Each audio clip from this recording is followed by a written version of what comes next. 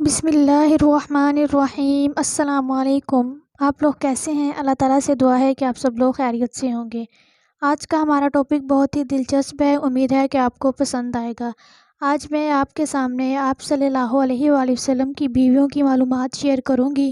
آئیے شروع کرتے ہیں۔ حضور اقدس صلی اللہ علیہ وآلہ وسلم نے حضرت خدیجہ رضی اللہ عنہا کی حیات میں کسی اور عورت سے نکاح نہیں کیا۔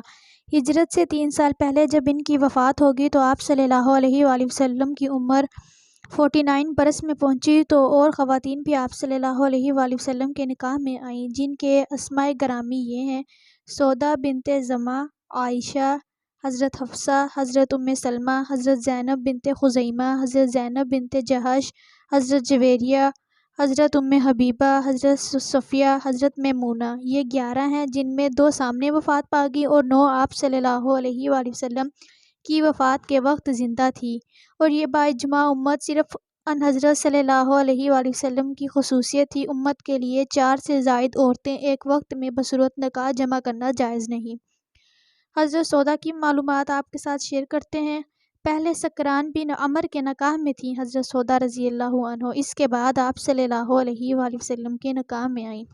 اب حضرت عائشہ صدیقہ رضی اللہ عنہا، جو حضرت ابوبکر صدیق رضی اللہ عنہ کی صاحبزادی ہیں، 6 برس کی عمر میں تھی جب آپ صلی اللہ علیہ وآلہ وسلم سے ان کا نکاح ہوا، اور ہجرت کے سال 9 برس کی عمر میں رخصت ہوئیں، اور جب ان حضرت صلی اللہ علیہ وآلہ وسلم کی وفات ہوئی تو ان کی عمر 18 سال تھی۔ نبی کریم صلی اللہ علیہ وآلہ وسلم کی اس 9 سالہ مصاحبت سے آپ پر کیا رنگ چڑھا اور کیا حاصل ہوا، اس کا حال اس سے معلوم ہو سکتا ہے کہ بڑے بڑے صحابہ فرمایا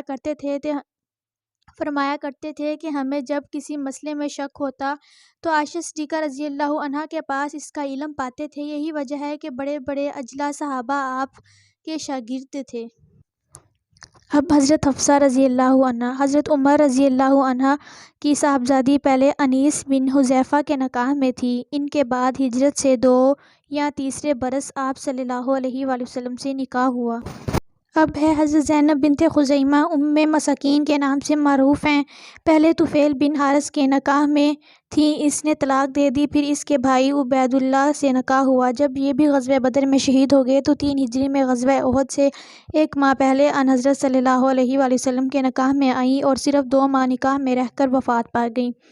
اب ہے حضرت حبیبہ رضی اللہ عنہا، ابو سفیان کی بیٹی ہیں۔ پہلے عبید اللہ بنت حجش کے نکاح میں تھیں، ان سے اولاد بھی ہوئی۔ یہ دونوں مسلمان ہو کر حبشہ ہجرت کر گئے۔ وہاں پہنچ کر عبید اللہ بنت جہش نصرانی ہو گیا اور حبیبہ رضی اللہ عنہا اپنے ایمان پر قائم رہیں۔ اس وقت رسول صلی اللہ علیہ وآلہ وسلم نے نجاشی شاہ حبشہ کو خط لکھا کہ حبیبہ رضی اللہ عنہا کو ان حضرت صلی اللہ علیہ وآلہ وسلم کی طرف سے پیغام نکاح دیں۔ چنانچہ نجاشی نے پیغام دیا اور خود ہی نکاح کا کفیل ہوا اور 400 دینار مہر مقرر کر کے خود ہی ادا کر دیا۔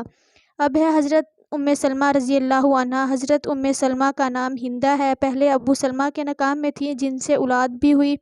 جمادی الثانی 4 ہجری میں اور بعض روایات کے مطابق 3 ہجری میں آپ صلی اللہ علیہ وآلہ وسلم کے نکاح میں آئیں۔ کہا جاتا ہے کہ حضرت سلمہ رضی اللہ عنہا نے تمام ازواج مطہرات کے بعد انتقال فرمایا۔ اب ہے حضرت صفیہ بنت حیہ، حضرت ہارون علیہ السلام کی اولاد سے ہیں۔ یہ صرف ان کی خصوصیت تھی کہ ایک نبی کی صاحبزادی اور ایک نبی کی زوجہ تھی۔ پہلے کنان ابن الحقیق کے نکاح میں تھیں، ان کے قتل کے بعد آپ صلی اللہ علیہ وآلہ وسلم کے نکاح میں آئیں۔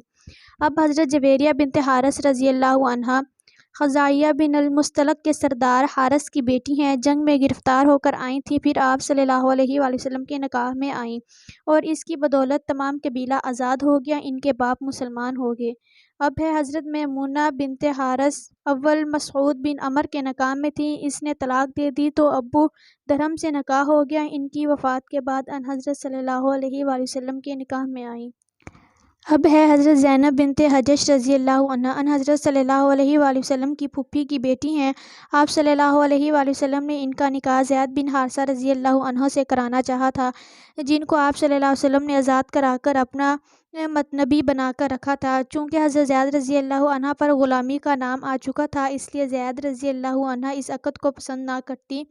حضرت زینب رضی اللہ عنہ اس عقد کو پسند نہ کرتی تھی، مگر حضور صلی اللہ علیہ وآلہ وسلم کی تعمیل ارشاد کے لیے راضی ہو گئیں۔ 1 سال کے قریب زینب رضی اللہ عنہ کے نکاح میں رہیں، مگر چونکہ موافقت نہ تھی، یہاں تک کہ زینب رضی اللہ عنہ نے حضور صلی اللہ علیہ وآلہ وسلم کی خدمت میں حاضر ہو کر طلاق کا ارادہ ظاہر کیا۔ آپ صلی اللہ علیہ وسلم نے ان کو سمجھا کر طلاق سے روکا، لیکن پھر کسی طرح موافقت نہ ہوئی۔ جب وہ آزاد ہو گئی تو آپ صلی اللہ علیہ وسلم نے ان کی تسلی اور دل جوئی کے لیے ان سے نکاح کرنا چاہا، لیکن اس وقت عرب کے خیال میں متنبے کو اصلی بیٹے کے برابر سمجھا جاتا تھا، اس لیے عام لوگوں کے خیال سے آپ صلی اللہ علیہ وآلہ وسلم اس نکاح سے رکے تھے کہ لوگ کہیں گے کہ بیٹے کی بیوی سے نکاح کر لیا، چونکہ یہ جاہلیت کی رسم تھی جس کو مٹانا اسلام کا فرض تھا۔ اس لیے سورۃ احزاب کی اللہ تعالیٰ نے آیت نازل کی کہ آپ لوگوں سے ڈرتے ہیں، حالانکہ ڈرنا اللہ سے چاہیے۔ 4 ہجری میں اور بعض روایات کے موافق 3 ہجری یا 5 ہجری میں خداوند عالم کے حکم سے حضور صلی اللہ علیہ وآلہ وسلم نے خود ان سے نکاح کر لیا، تاکہ لوگوں کو معلوم ہو جائے کہ لے پالک یعنی متنبی اصلی بیٹے کے حکم نہیں رکھتا، اس کی بیوی بعد قطع تعلق کے حرام نہیں ہوتی، اور جن لوگوں نے خدا کے اس حلال کو عقیدتاً عملاً حرام کر رکھا ہے وہ آئندہ اس غلطی سے نکل جائیں اور جاہلیت کی یہ رسم ٹوٹ جائے۔ لیکن اس رسم کا توڑنا جب بھی ممکن تھا کہ حضرت صلی اللہ علیہ وآلہ وسلم خود عملاً اس کا نفاذ کریں۔ امید ہے کہ آپ کو یہ ویڈیو پسند آئی ہوگی، تو پلیز اپنے دوستوں میں اس کو شیئر کیجیے گا، اور اگر آپ نے ہمارے چینل کو سبسکرائب نہیں کیا تو ہمارے چینل کو سبسکرائب کیجیے، اور ساتھ ہی بیل آئیکن کے بٹن کو بھی دبا دیجیے تاکہ ہر آنے والی نئی ویڈیو آپ تک جلد پہنچ سکے۔ اب ملتے ہیں اگلی ویڈیو کے ساتھ، تب تک کے لیے اللہ حافظ، آپ اپنا خیال رکھیے گا۔